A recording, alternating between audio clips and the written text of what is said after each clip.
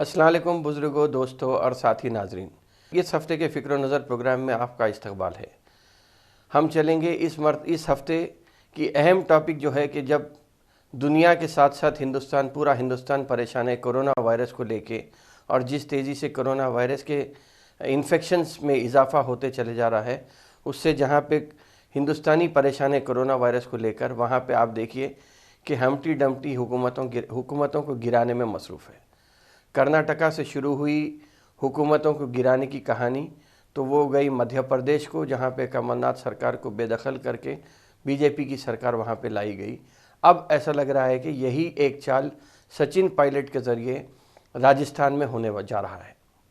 खैर बहरहाल, अगर ये सब बात अगर करेंगे तो इस दौरान में अगर आप देखिए कि अभी भी कोरोना के चलते हुए हुकूमतों के गिराने का अमल अपनी जगह है, लेकिन इसके साथ साथ जो कम्युनलिज्म का जहर है वो भी जिस तरीके से फैलता चले जा रहा है, उसका भी जायज़ा लेना ज़रूरी है।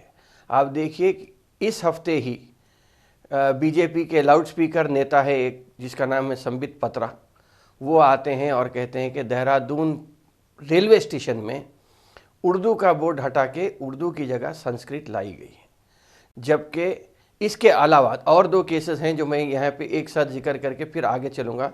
दूसरी बात यह है कि तेलंगाना में नए सेक्रेटेरिएट की तामीर हो रही है, उसका जो डिज़ाइन आया है वो तेलंगाना की हिंदू मुस्लिम तहज़ीब को जहन में रख के डिज़ाइन तैयार किया गया है। उस पर यहाँ के साबिक़ सदर बीजेपी के लक्ष्मण ने अपना एतराज़ जताते हुए ये कहा है कि जो डोम शेप, जो गुंबज़ ऊपर लगी हुई है सेक्रेटेरिएट की बिल्डिंग पे, उस पे उनको एतराज़ है। उनका ये कहना है कि ये मुसलमानों की अक्कासी करता है। तीसरा वाक़या जो हुआ है वो निज़ामाबाद में डी अरविंद, जो रुकने पार्लियामेंट है निज़ामाबाद के, उन पर टीआरएस के कुछ लीडर्स ने हमला किया। तो डी अरविंद का उस पर इमीडिएट रिएक्शन ये था कि एंटी हिंदू, मतलब मुखालिफ हिंदू लोगों ने मुझ पर हमला किया। तो क्या टीआरएस को अब फिर मुसलमान बनाने की कोशिश हो रही है? तो बहरहाल जो लीडर्स हैं अपना कम्युनल एजेंडे को छोड़ना नहीं चाह रहे हैं।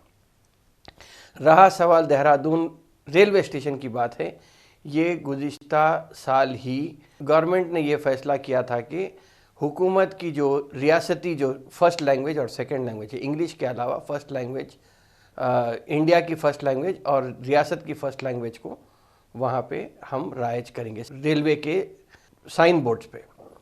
तो वहाँ पे ये है कि रेलवे का देहरादून का स्टेशन पे अंग्रेज़ी है, हिंदी है और संस्कृत को चूँकि सेकेंड लैंग्वेज का दर्जा दिया गया है, फर्स्ट लैंग्वेज हिंदी है और सेकेंड लैंग्वेज संस्कृत का दर्जा दिया गया है, इसीलिए वो बोर्ड चेंज हुआ है।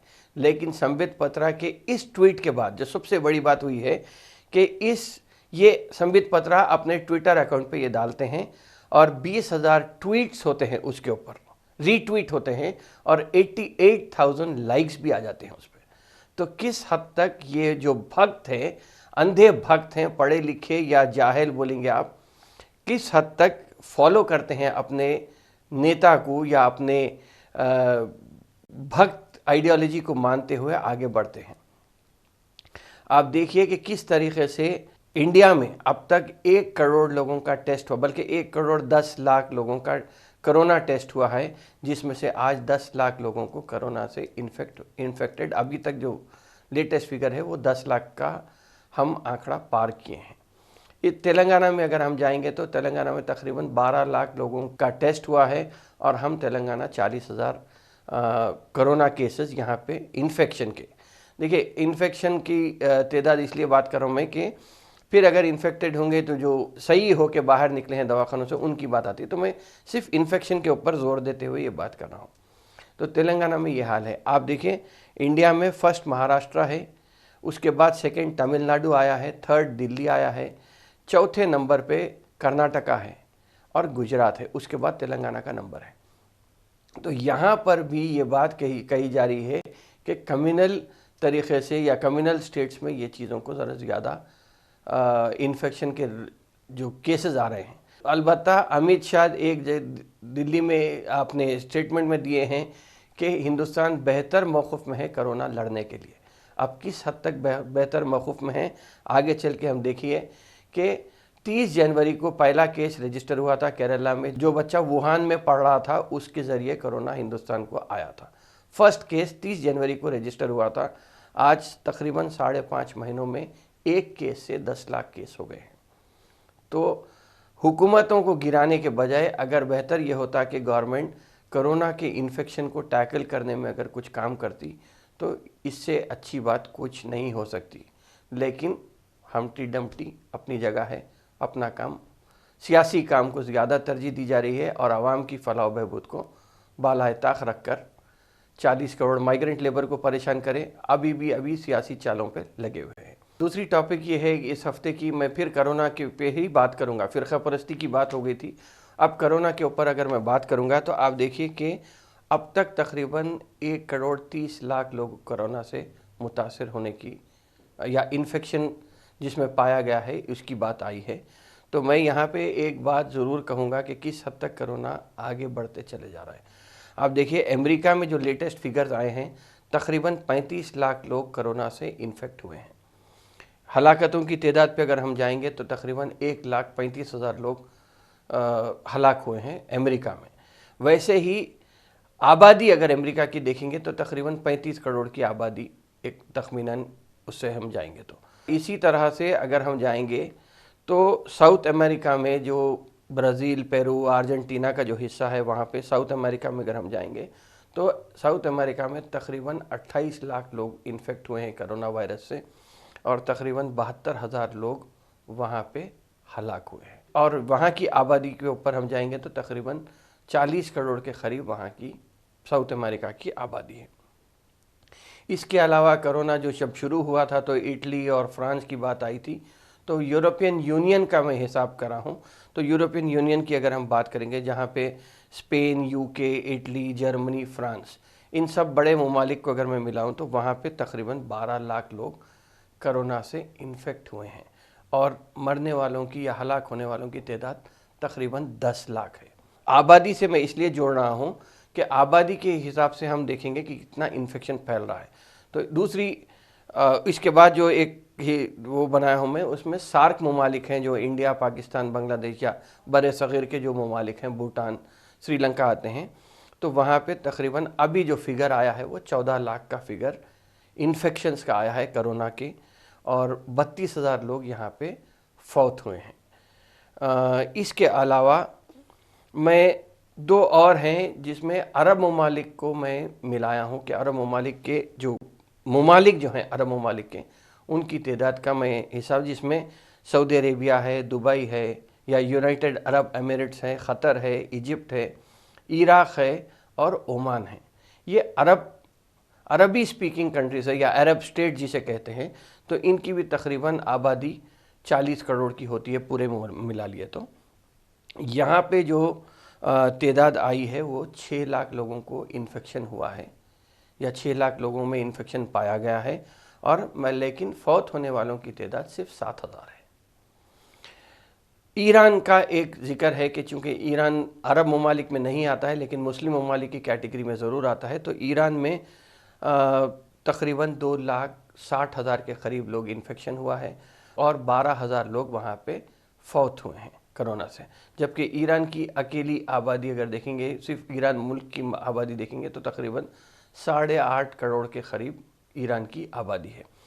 इसमें बात यह है कि मैं ये फिल वक्त जो फिगर्स आपको दिया हूँ या 40 करोड़ या 30 करोड़ के जो दिया हूँ उसमें ये बताने की मैं कोशिश कर रहा हूँ कि क्या ये ममालिक में जो ममालिक ज़्यादातर इसमें इन्फेक्ट हुए हैं, आप देखें कि एक चार्ट बनता है हर साल, उसमें अगर देखेंगे तो स्ट्रेस, टेंशन और एंग्जाइटी के एतबार से अमेरिका हो, साउथ अमेरिका हो या यूरोपियन यूनियन हो, वहाँ पे 60% आबादी इन बीमारियों में या जहनी बीमारियों में मुब्तला है। तो आप आबादी का आधे से ज़्यादा, निस्फ हिस्से से ज़्यादा लोग स्ट्रेस, टेंशन और एंग्जाइटी में, हर चीज़ का टेंशन है। गवर्नमेंट बदल रही तो उसका टेंशन है, पैसे कमाने का टेंशन है, नौकरी का टेंशन है, खर्च ज़्यादा हुआ तो टेंशन है।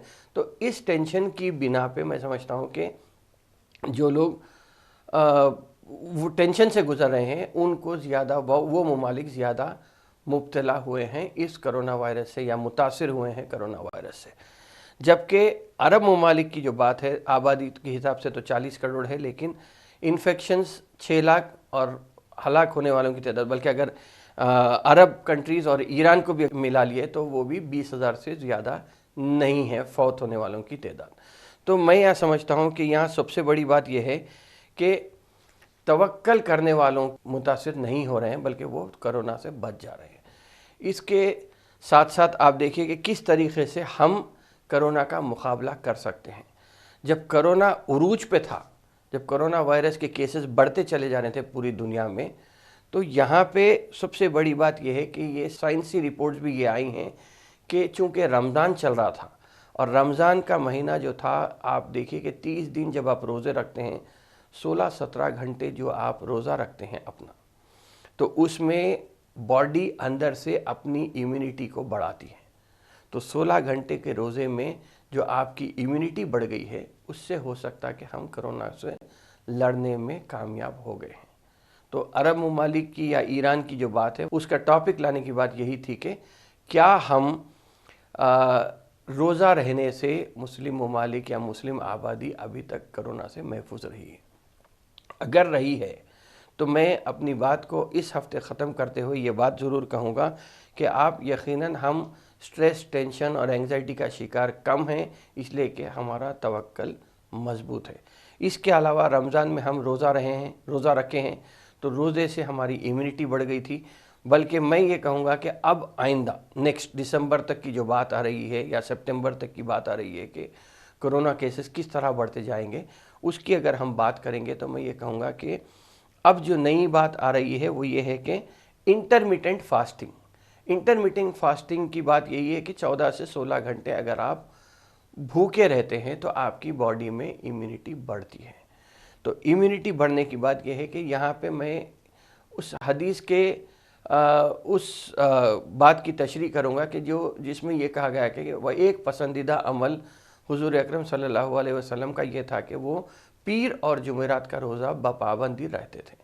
तो अगर हम दिसंबर तक, कम से कम दिसंबर तक, यकीनन बहुत मुश्किल काम है 2 दिन अगर आप रोज़ा रहना है, लेकिन अगर हम ये अमल को अपनाते हैं तो मैं समझता हूँ कि हमारी इम्यूनिटी जब बढ़ जाएंगी तो हम कोरोना से लड़ने में या कोरोना से जो अल्लाह ताला के ख़ास रहम हुआ है कोरोना का या कोरोना से महफूज रहने पे हमारे पे, उसके ऊपर अगर हम ये इंटरमिटेंट फास्टिंग तो साइंसी लफ्ज़ है, उसको छोड़कर अगर हम हफ्ते में पीर और जुमेरात का रोज़ा रहते हैं तो मैं समझता हूँ कि ये इम्यूनिटी बढ़ने से हमारे पे यकीनन अल्लाह ताला की रहमत बरसेगी और हम इस मोहलक बीमारी से अपने आप को, अपने अहल व अयाल को, अपने दोस्तों को, खुरबा को, जो भी रिश्तेदार हैं, उनको बचा के रखने में हम कामयाब हो सकते हैं।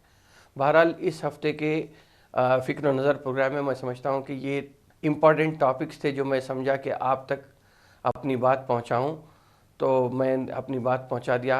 अब इजाज़त दीजिए, मैं अगले हफ्ते फिर इंशाल्लाह आपको नए टॉपिक्स के साथ मुलाकात करूँगा। शुक्रिया, खुदा हाफिज़।